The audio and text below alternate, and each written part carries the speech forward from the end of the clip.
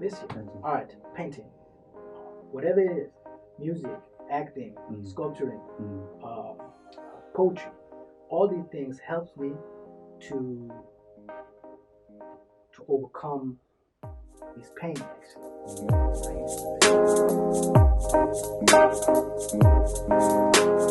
Welcome to the 6th edition of aaimba Conversations. Today we are in Bad Homburg. It's nearby Frankfurt, Maine, and we are here with Marcos Jealinho. Jealinho, yes, and of course we are going to talk about his life, his works, his uprising, and almost everything that inspires him to do art and why he decided to go for it. So let's jump in. So first of all, welcome. Welcome to aaimba Conversations. Thank you for inviting us. Thank you for having me. Thank you for being here. Thank you. And always the same question at the beginning in my conversations is why? Why you do it? Why you decided to go for it? Why you do art? What's your inspiration? Yeah. So I have to go very, very far back in my childhood. Yeah. Okay. So when I grew up in a family where they're surrounded by art. My mother, she's a tailor. Yeah. My father was an engineer, architect, and every time we went to vacation to Spain, my uncle is a painter too. Yeah. And I was in the studio, and there was always some kind of mystical magic in the air when I went to the studio. So he always invited me. He said, you're allowed to come, And I smelled the oil color and everything. It was close to the sea at the coast of Spain. And there was a kind of feeling for me that inspired me to do something, And I always was drawing, painting when I was a child. And I don't know, I actually think about it. I always want to do something about art. Art, painting. I never want to do something else. Actually, I tried after school. I tried to be a cook or something. I tried to do other things, But art, painting, music, it touched me. It touched me until day one, and there's nothing else that I want to do actually. So it is something you couldn't escape anyway. No. So because it started with your parents and you learned continuously. Yes. Your uncle also was an artist. Yes. So let's start with where your life began. Where was you born, and what was your first experiences with art or with anything else that you want to share with us that really formed you formed your character as a person? Yeah, I was born here in Germany. Yeah. I was born in 1982. I was adopted by my family here. So I grew up in my German family. And this family always gave me the opportunity to be in touch with art. And I had to search for my roots also because I'm adopted, And that always that has a big influence on me in my art because I always had the feeling that I need to overcome this. There's always a big burden on my shoulders because I was adopted. So in Germany, in my German family, I really love my family. They are my parents. But I always had the feeling I need to do something to overcome this burden for me. It was a burden because when I went to the kindergarten or in school and they see my parents, they never expect that I am the son of these German people, especially when we're in vacation and the sun comes and I turn darker, so that always was a little problem for me. So, and when I came in touch with art shows me that you can do everything in any time, whatever do you want. There's no borders. Yeah. Maybe that's one of the reasons why I decided, or something grabbed me and throw me into the art. to me, life is kind of art. The way I live, or the way I speak, the way I understand. I was taken different when I was a child. I always when I was in school, and you should do something, some lessons. I was asking, why like this? Why should I do like this? I can do in a different way or something. That's the same thing with the art. To me, everything was like not like a game, but hey, just let me paint. I don't need Mm. this grammar stuff or Yeah. something. I just want to do something different. Okay. So, do you want to talk about your search? I mean, you said it's funny you're saying it because I once read a book from Steve Jobs, and he's adopted too, Hmm, right? Or yeah, I guess he's adopted too. I He's didn't know that. he's he got an Iranian or Syrian father Ah, who traveled to America. Um, no one people would say refuge to America, but mhm, traveled to America. That's what I prefer to say. And he was adopted by his folks, his parents. yeah, And in this book, they asked the question, why do adopted children or why do adopted person always look at themselves as the abundant one mhm. instead of looking at themselves as the chosen one? Oh, That's first of all yeah. something that I wanted to give you. I don't know if there's any answer to it or do you got any answer. That's not my question. But my question is, how was your search? What was it like? I mean, where did you start and Yeah, where did it take you, and or what did you feel in that yeah. moment? That's very interesting, and it's very emotional too, Mm, because when you came, I was 6 months old.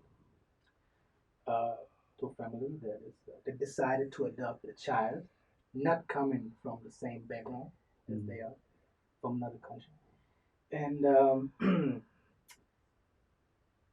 I very early I had the feeling that there's something else. mm, And one day, my mother, she told me when I was 3 years old, very young age. mm, She told me because there's a story behind because people in the kindergarten always nagging me. Like I said before, you don't look like your mother. You have more color, something like this. mm, And I was really like, hey, what? So then my mother very early she told me that I was in the body of another mother before I was born, and that my mother, my biological mother, was very young when she gave birth to me. She was only 17 years old. mm, Only 17 years old, no family background. So that was kind of hard for her, you know. And so she decided, or actually, the parents of her decided to give that child away. You're not able to care about that child. And my biological father, he didn't know about that, mm, so that his girlfriend was pregnant mm, because he went out of Europe, um, back to Africa, you know. And so one day my mother told me that, mm, and I was like, hmm, okay. And since that day, I had the feeling I need to search for my biological family, mm, and that was always kind of tricky because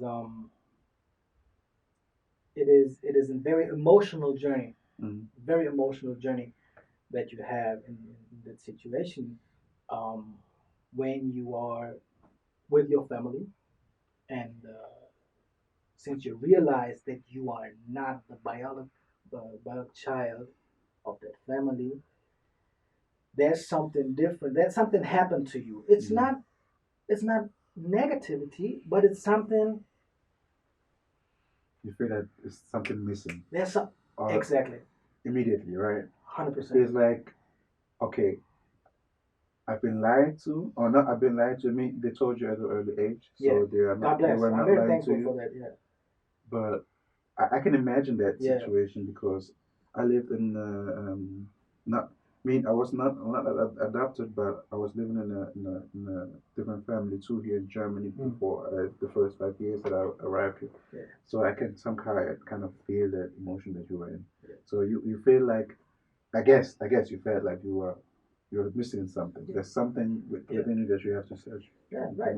From the beginning, right? Yeah, and you have a feeling that sometimes, when you started sitting and then you come to a teenage, when you get to when you being a teenager, other things happen inside your body, inside your mind, and that was always kind of problem for me, and I really was, how to say that, I was thankful, I was thankful, but I had no informations why my biological mother gave me for adoption.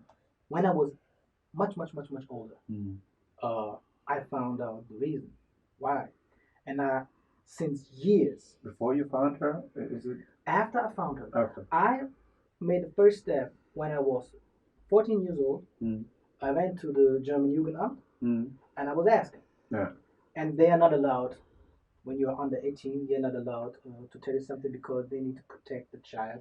Because if you were gay free for adoption, something negative will happen in that biological family. So they want to protect the child. If they're in that young age, they will not let them have contact with the biological family because of protecting the child. Okay, so when I was 18, a couple of days later, I went to the UNAM again. Here I am. Now I'm 18 years old. Where is my biological mother? Boom. Maybe 1 week later, I had all the documentaries, all the information. And but I never had the feeling that someone lied to me. No, because my mother and my father, very humble people, and they told me from day one, actually, like I said, 3 years old. This is when you start, understanding a little bit. We were talking always and something, and that was very interesting because when we was in vacation in Spain, I asked my mother if there was some letters that my biological mama maybe wrote me or something, and then she said, yes, we have letters. So we were not giving you these letters when you were younger because you always was in that conflict. So now we will give it to you. I was 14 then, or 13. So then I had pictures. It started with pictures and letters, and I saw my biological mother. That was very touched me. Even in that moment, and that was amazing for me. That was amazing. So when I was 18, I had all the information, and I started searching. And the funny thing about it, she lived around the corner. She lived around the corner. Yeah, in Frankfurt. Just you go through the highway, and just 50 minutes by car, and it's nothing. You can go by bicycle. Just around the Yeah, corner. and I knew that section where she lived. So at the address, I wrote a letter. Uh, my father drives me. I put it in the mailbox in her house, not sending by post. In her. I was like, okay, she lives here. 1 day later, she called me. I was in a pizzeria with a friend, and my cell phone rang. I said, hey, here's your mother, and that's what, boom, like 18 years, and wow, that was amazing.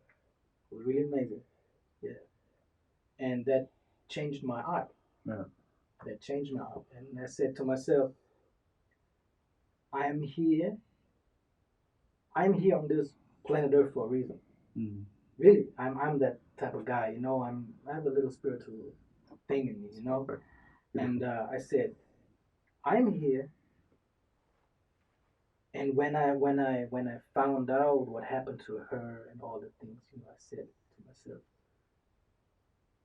this must happen for a reason, for something. Call it a traumata. Those things are always traumata. And I had I had to learn to handle that. I had to learn to handle that. And this year, art, painting, whatever it is, music, acting, sculpturing, poetry, all these things helps me to overcome this pain, actually. This pain. And today I didn't see it as a pain. I see it as a gift, a God given gift that something strikes you down, and you have to like a phoenix, it just You is. have to rise up again. Yes, yes, yes, and believe me, sometimes you don't know what to do. Mm. You don't really know what to do, but art always helps me. So, can you picture us your path, only your art path? You started as a small a kid where you was introduced to art by your parents, also by your uncle, and tell us how or when did you start to really decide for yourself, I'm going to be a painter, or I'm going to do it, I'm going to try and do it professionally, because you said also you tried different other routes too, but it didn't work out. Yeah. So what was your path? Did you go to school? Did you where did it start? Yeah. Okay. The moment when I said I'm a painter was when I was about 17 years old at the balcony. And I said, okay, I don't know what happened to me. I just I had the feeling maybe I wrote something or something. I don't know. I said no, I'm gonna be a painter. And I know I remember friends around. There was friends around me, and they said, come on, Marcus, what painting? What you want? This is nothing. Makes no sense. Makes no sense. Never gonna be famous. Yeah. And I said, no, do what you want to do. I want to do mine. It's my way. And so I started painting. And when I look at my paintings, 20 years ago, I'm like, oh my god. But it is one. It belongs. Yeah. I mean, it was perfect in that time. Yeah. But eventually you grow, so you get different insights. Yeah, I had the problem when I was younger. I had the really a ego problem. Like somebody told me, like, hey yo, you can do that in another way, because it's like I do what I want. Don't tell me what I have to do. Yeah, I had this attitude. That's not an ego problem. That's actually self confidence. It's self confidence, but sometimes when I look back, I wish that I would do that. When I met this young child from back in the day, so that little Marcus, hey, yo, son, sit down and listen. Listen, listen to the elderly. But yeah, and then I work as a artist. I had side jobs, something, and here to work there and there and there. And one day in my 20s, my father said to me, "Hey, come on, why you not try to go to an art school or something, or go to University of Art or something like that?" I said, "I don't know." I said, "Okay, let's try it." And I make my how to say that, a document. I give some paintings to the school, and then I was invited and all those things. At the Hochschule für Gestaltung in Offenbach, HFG. Yeah, and I was there, and so I started then painting classes and sculpturing and everything, and it was a totally new experience to me, because everything was like from Monday to Friday strict. You have to do this, you have to do that. Next month you have to bring 20 pictures or something. I was like, that's not how my creativity works. works. It kills my really. It kills my creativity. I always had a good standard, but and they like my stuff, but I feel so uncomfortable, and I'm sorry. I'm sorry for them, because they have great professors and they have great teachers there. And you also mentioned that you met Lüpertz. yes, right? Markus Lüpertz. Yeah, famous German artist. Yeah. So did you get in contact with him? What was your relationship to him, or was he just the professor? No, he's a kind of special guy to me. He's like a role model when we talk about art, because this man has so much knowledge about art. So when I said to myself, I need a mentor. I need someone else. My uncle is in Spain, it's very far. From time to time, we talk and things like that. So, but I need someone that is here, he's grabbing me on my hand and saying, hey, yo, do this or do that, or don't do it, And I always had a very respect for people that they're made, from. If you know the history of Markus Lüpertz, he was born in the Second World War, and it was not easy for him, So I searched for him at the internet, and he gives classes in Kolbermoor, Bavaria. There's an art school, and you can go there. For 1 week, for longer, for half year, for whatever you want. Okay. So, and I checked the internet, and I called there, and so they said, yeah, there's some free places. Okay, and then boom, I went there, and I never, I never had this experience in my life before. In the meaning of that, there's someone that really brings out all the talent or all the love to what do you really want. Okay. Because he understands me. No professor, no teacher in art school and university, nobody understands. They were nice, but nobody understands these kind of, I would call it, you need to be, it's tricky, you need to be insane sometimes to do some art. Yeah. Sometimes you need to be different. Yeah. And he understood. And he said to me, don't try to paint other things. Try to paint this stuff. What you do, you see this here, Try to do that. This is you. This is part of your culture. Yeah. He only saw one picture, one painting, and he said to me, this is what you need to do. And that was a funny situation. I had a little break, and he always said, you draw one, you paint one, boom, let it dry, another one, let it dry, another one. So in one day you work on 5 or 6, 7 different, and after a week you have 15 or something after a month. So it's very, very, very fast. It's very, very fast, and you learn to use your brush totally different. And when you sit there and do something, I need a break. Okay, I go, no, don't do that. And one day he came and had a little break. I was like sitting like this, like my brain was empty, And he said, "Hey, what are you doing? Vacation or what?" I said, "No." I said, "I need a break." I said, "You don't need a break. Do what I told you." But it was very hard, but I respect it. I respect it because, and I'm really thankful for that time and that changed my whole focus on my art. And I'm very thankful for that. Really, that man really helped me. Maybe he didn't know that, but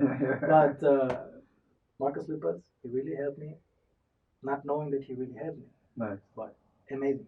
Nice. Yeah. Wow. It was beautiful. Wow. It's like I'm amazed. So let's conclude this situation or this first part of this conversation. Yeah. So you was born here in Germany, had a tough, actually had a quite good time as a uprising because you was adopted to a very humble family. Yeah, they raised you right, and you had all the opportunities that you could have had, and of course you had the opportunity to go into art and to collect experiences and knowledge about it, and so you decided for it to go for that path. Yeah. It's amazing. It's amazing. It's an amazing story. So we got your artworks here in the back. We would love to talk about it. We'd love to get some insight about it, and you can explain to us like what your thought process is. So we're gonna move on to the second episode of this conversation, and of course we're going to talk about his art. So stay with us.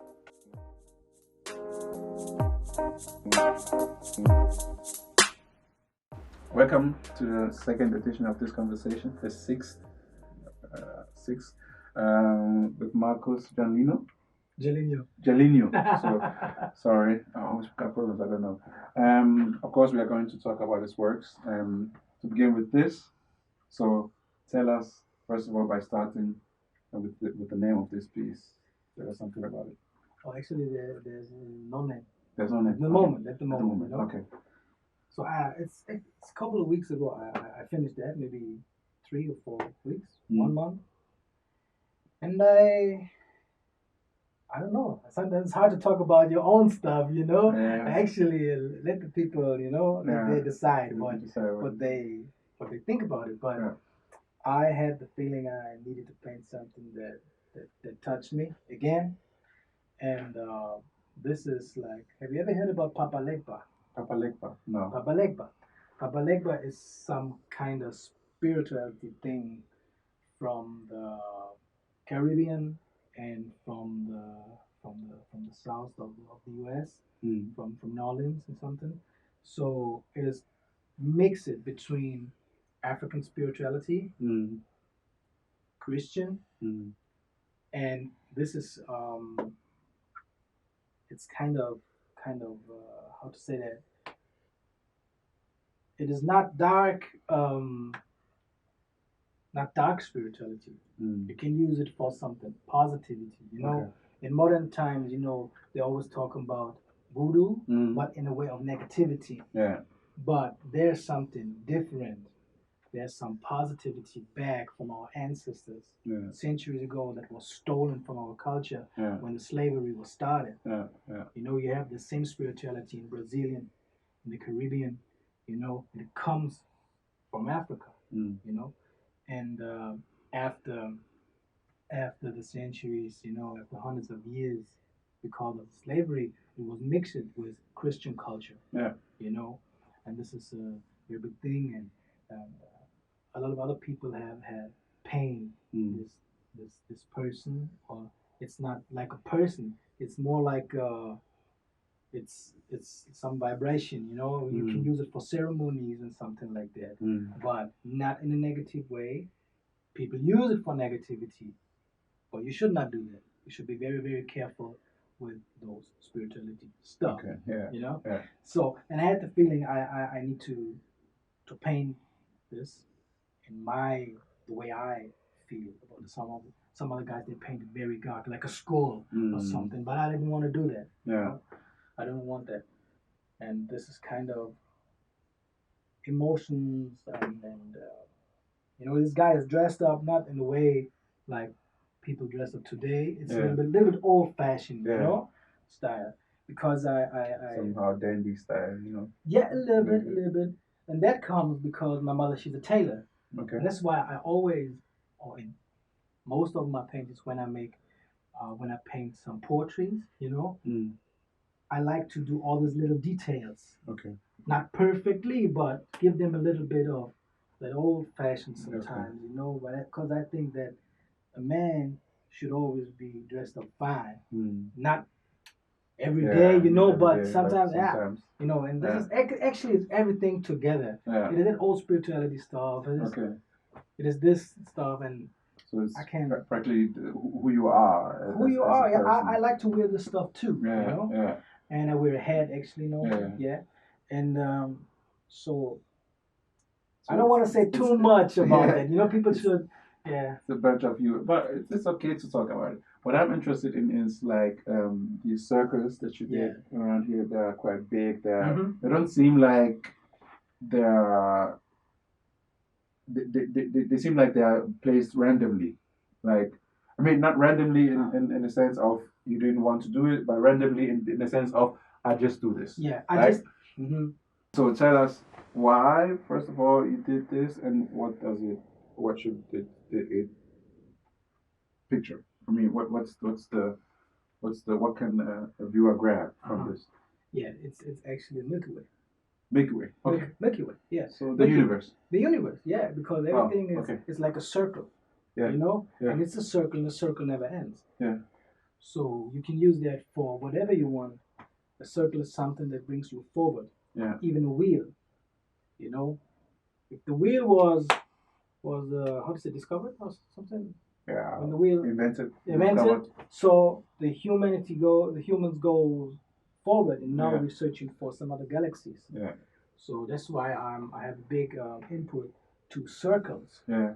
So that's why I did that. But because it is very close to the spirituality, you can see circles in all kind of cultures, religions, whatever it is.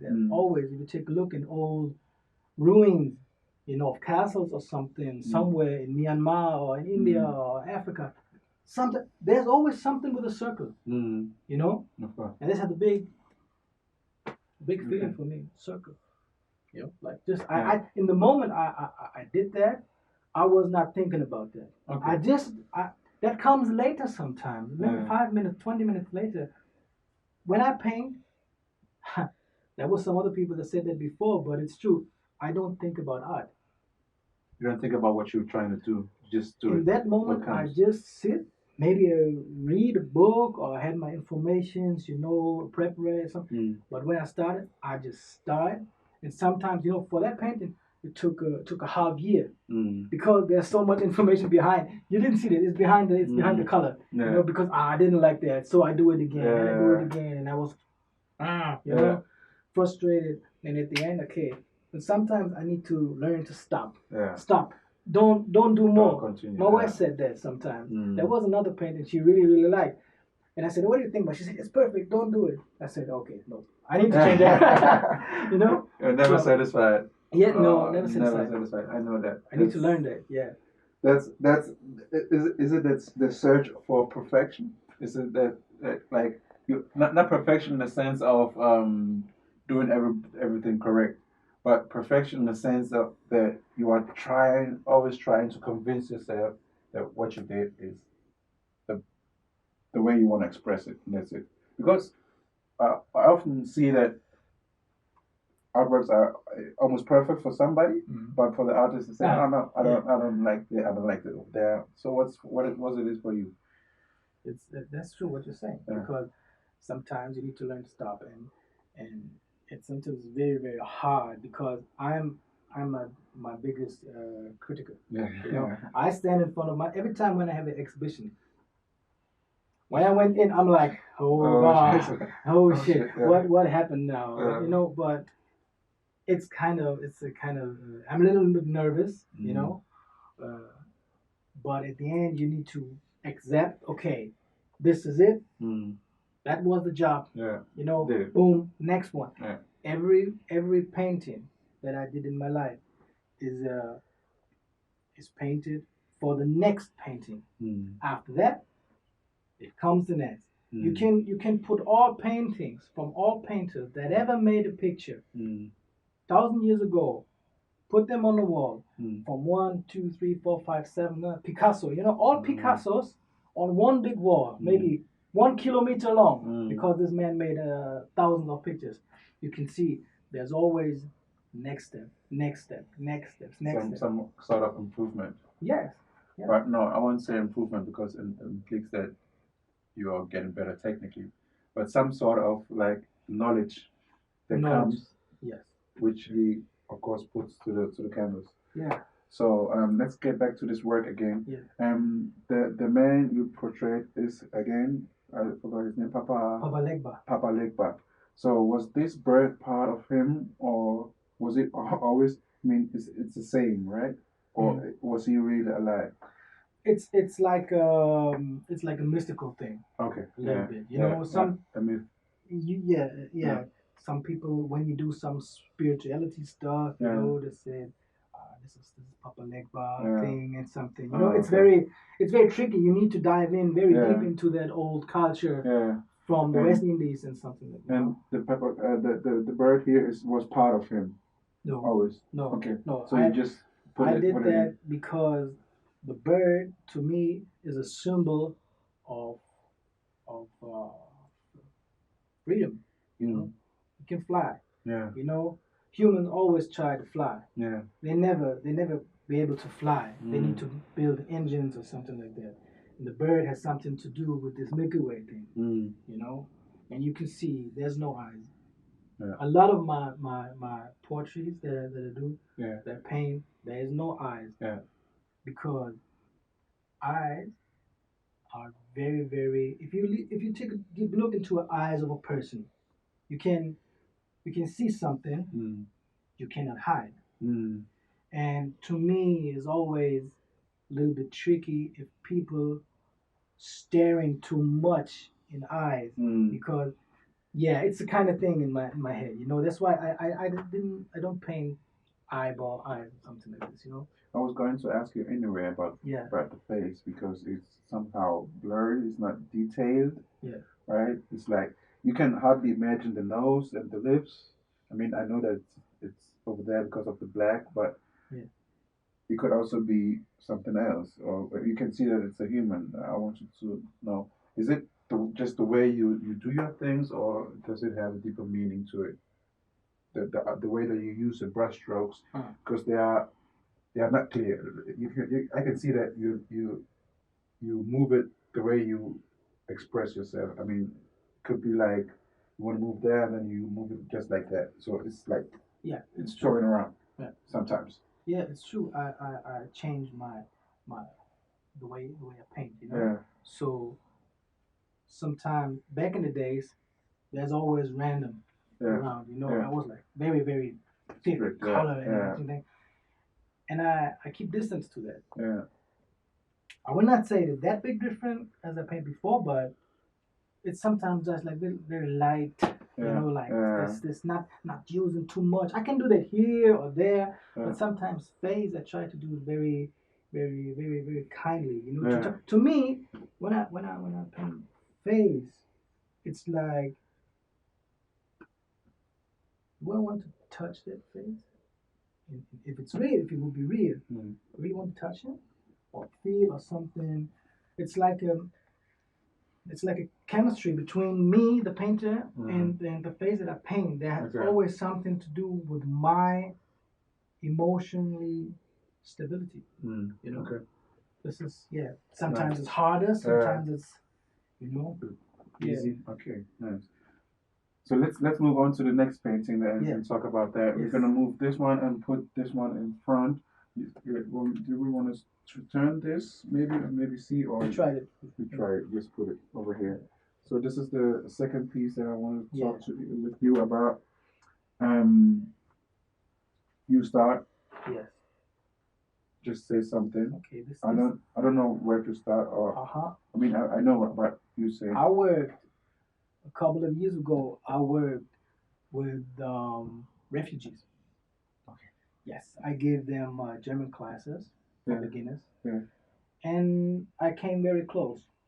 And we talk about what happened to them. Most of them they came from East Africa. Mm. So, and they told me about their journey. Yeah. And I made a couple of these, you know. And one day they showed me the ID, the ID card, and they talked about that journey that they made. Some of them come from Eritrea. Mm. So, and they showed me the ID card, and it looks sometimes like a Polaroid because it was totally because of the journey and everything was. If you go, if you have your ID card here, you know everything is plastic thing, and it was from paper. Yeah. Like we had that maybe in the '60s or something like this, and it and the, you can see really they made very quick. One guy he told me, yeah, I need to do a new passport very quick because I need to leave the country, and you could see in this paint in this picture, this photo, you could see everything was in a hurry. You know, because these people need to leave. Yeah. Because you know, and we talked about that, and they told about the story, what happened to them. You know, one of them guys, they bring them by car, by a truck, with many other people into the south of the Sudan. So that's Sahara, I think. Yeah. And there was a stop, and they said, okay, we leave you here in a couple of hours. Some people come, and they will bring you to North Africa somewhere, you know, to the middle. And okay, nobody was coming. Nobody was coming. And they was there for 1 week. They had a little bit sweet water, but the the guys that bring them to that point, with the truck, they put oil into the water. But the other, not olive oil or something, you know, like from the car, oil. So they almost died. Oh, really? You know, and some people died. Yeah, of course. And he told me that story. And there's a lot of other stories that was never told in the TV or on the news or something. They hide. And I had the feeling too. And this guy, he looks actually really the same, you know. And but I tried to paint it a little bit, not like perfect, Basically, you know. yeah. So in that story that touched me so much, I need to do more of this, and I need to show the world because to me, this man really, you see, for me, you see the pain of this guy Yeah. because he leaves his family I there, can feel it. Yeah. you know, and there's no help. But I'm connected with this young man, Mm. and now he's doing very well. He got a job and he got education, and he's very smart, and Beautiful. he made it, you know. Yeah. Really, he's here and he made it. And but this story, this is actually for him, For for him. all those Okay. people that have to leave the country because of horrible things that happened there, and try to start a new life in the great somewhere. Yeah. You know, that's why I made this painting because it's just to show what Nice one. the So, feeling. I mean, I find it very beautiful that you said that you are trying to show the pain because that is what I was seeing in this picture. Yeah. I saw some pain in it, and I saw also some questioning or some like some people asking for help. Yeah. Or trying to Yes. Yes. trying to say I need your help. I need Yeah. something. I'm in hurt. Yeah. And there was the first thing that I saw in this picture. That's why I wanted to talk about it. And but the other thing that I want to talk is like how do you use your colors, or what is the thought process within it when you decide to use a color or to leave a color out? How do you what's the thought process in anyway? So Yeah. Yeah. That depends. okay. That depends. Sometimes I use you know, you have this kind of color here, you know, you have black. So you have a little yellow green. You know, you have to know a little bit something about The distance the in colors. distance between what happened if you mix the colors together or Yeah. something. But this is just technically stuff, you know. This Yeah. is just something that you learn that you, yeah. But actually, painters should know that. Yeah, You of know? course, of course. That's why I'm But asking. actually, all other things coming from the moment, from the emotion, Okay. and these pictures here, I paint with a very less of light. Mm-hmm. I had no much light to that moment, and when I painted in I will not say in the dark, but you know, it looks totally different. It was yeah, and then when I put light on it, I said, oh wow, what happened? What happened here? You know, Yeah. and So yeah, surprise. I always yeah, I always love to paint very colorful colors. I think that comes from the love to the nature because the nature is so colorful, and if you I always said if you understand the nature, you understand the humans a little bit better, you know. Or we humans, we should understand the nature better for our life, you know. So that's why my paintings, most of them, not all, but I put color into the game, you know. Okay. Yeah. Beautiful. Well, I have to mention it again. I love the way you use your brush strokes. Thank you. Because they're quite different, and you still keep. I mean, it's hard to do the brush strokes just like you do it. I mean, I can see this one here. Yeah. On this side is coming from here, Yeah. going up here, and Yeah. then hiding somewhere here, and then Yeah. this one is also. I mean, you have to do it while the color is still wet and Yeah. Wet. Yeah. and then you move from the next to the other scene. And when you go inside, when you don't see the whole picture, you can also see some. When you just cut a frame out, you can also see some three-dimensional movement in it. So that's what I see. Yeah. So I really find it very nice how you use it. It's something new, something refreshing for me personally, because and I don't use it to paint like this. So it's something that frees you.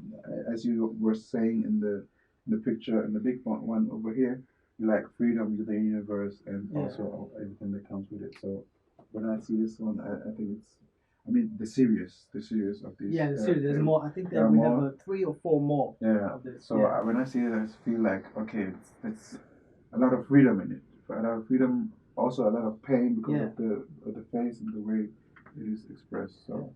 thank you very much for showing me this work, for showing us this work.